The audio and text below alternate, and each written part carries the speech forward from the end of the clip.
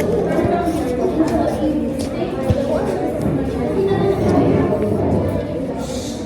you listen to the Romanticism.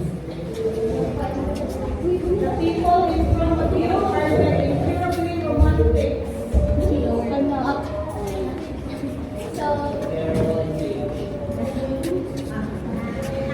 Are you all ready to delve into another period of the story? No? But first, okay, so good afternoon, everyone. So we are the group B, and we are going to discuss about the romantic period. Okay, good afternoon, everyone. But before we delve into our period for today, I want you to think of a sentence or a phrase that express your feelings today. Okay, or that, and tell it to your seatmate or the person next to you. Say it. Now I want you to ponder on a question. Are you done? Done? Now I want you to ponder on a question. Are these questions understand you, the people beside you? Are these questions make you understand them? Are you? Yes? Now, we have, do you know that people in 1850 to 1990s, in the 19th century, rather, are called, are famous in telling their expressions, their experiences, and we call this romantics people. And they are in the romantics period. Now, let me tell you what is romantics.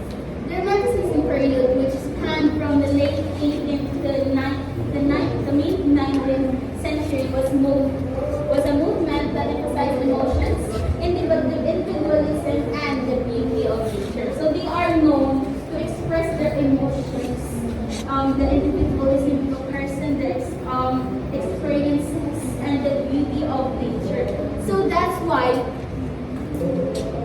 they react against the Enlightenment period, which focuses on the logic and rationalism of each people.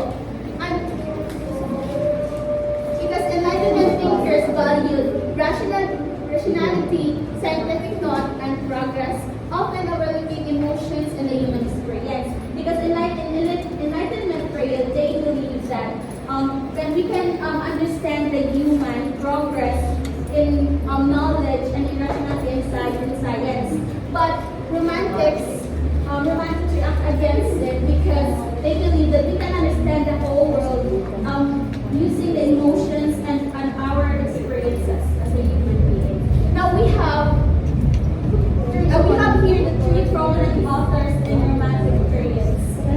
First, we have William Wordsworth. We have their most popular works: An Evening Walk, Descriptive Speeches, Lyrical Ballads, and I Wander Lonely as a Cloud. And we have the number two, Walter Scott, and their most popular books: Ivanhoe, Rob Roy, and Great Lake or Twist, 60 Years Since. And lastly, we have Jane Austen, her famous work, Pride and Prejudice, Sense and Sensibility, Persuasion, Emma, and No Danger Alley.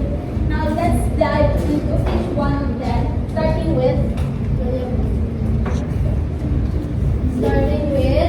William Wordsworth, one of the famous romantic poets at that time.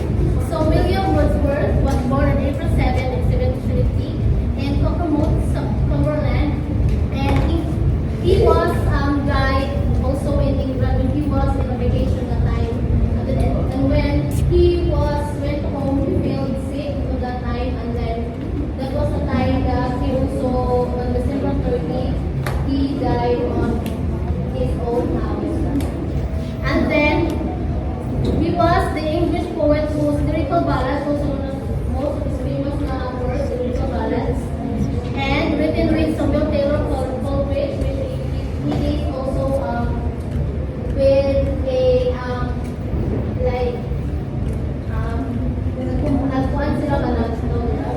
nag-collaborate with Samuel Coleridge, Taylor Coleridge, and helped launch the English Romantic movement.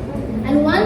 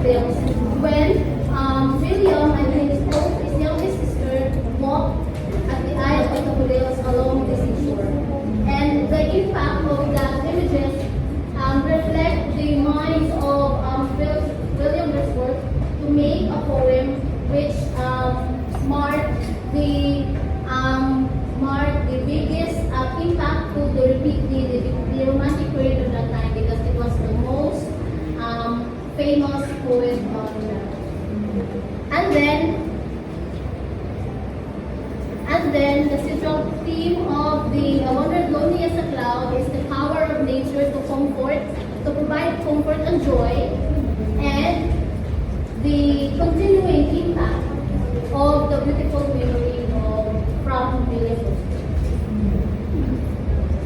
So let us now move on to the second prominent author to this period, which is Walter Scott. So Walter Scott was born on August 15, 1771 in Edinburgh, Scotland, and died on September 21, 1852. He was a Scottish novelist, poet, historian, and biographer who is often considered both the inventor, the greatest practitioner of the historical novel. And there are 5 facts that I found while I searched about his biography or his life. So first is, since he was a child, he is contracted of the polio, where he cannot move his right legs. And then second is that he once met Robert Burns when he was 15. And Robert Burns is the most celebrated poet in that time.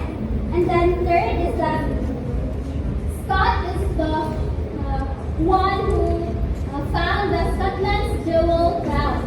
Then fourth is that he invented the word glamour, wherein it came from his poem, The Lay of the Last Ministry, and it is Scottish word which is gramarye, or it is spelled gramarye.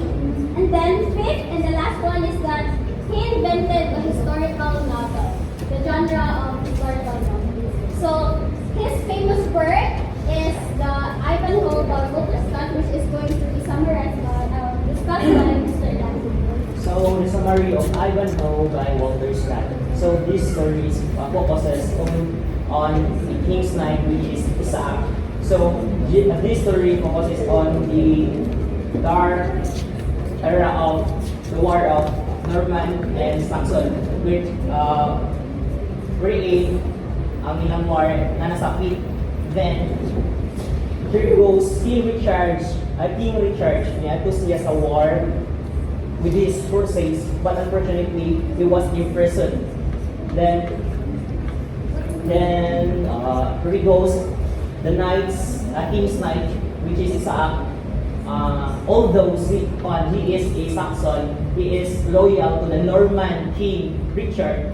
That's why his father Cedric disinherited him to his inheritance, as well as because there is a reason why his father Cedric disinherited Isaac. It's because naibig siya sa babae na si Lady Rowena, which is the high court, na ang plano si Papa ipakasal pa ni Ingolstein, which is a dugo sa long sa Saxon, baki sa Saxon, para kung mabuhi ang ilang dugo, bloodline, royal bloodline, mabuhi balik. Then, wala kibaw yung father, si Isaac, di ba, niadto man siya ni Richards para tabangan si King Richards kay na priso man siya dito, bakit kibaw yung papa nga si Cedric, kasi sa balik na di ay sa lugar sa England, which is disguised siya as a religious pilgrim. Then, participate siya sa usa ka tournament nga mag-physical, which is Ashby de la Zouch. Then, nawin siya against ni Brian de Gilbert. Brian de Gilbert. Then, ato niya i-announce nga ato niya ayang prize as a prize dito, iyang i-announce nga si Rowena maging queen. Then, kay na-participate na siya sa fight, ako yung pan siya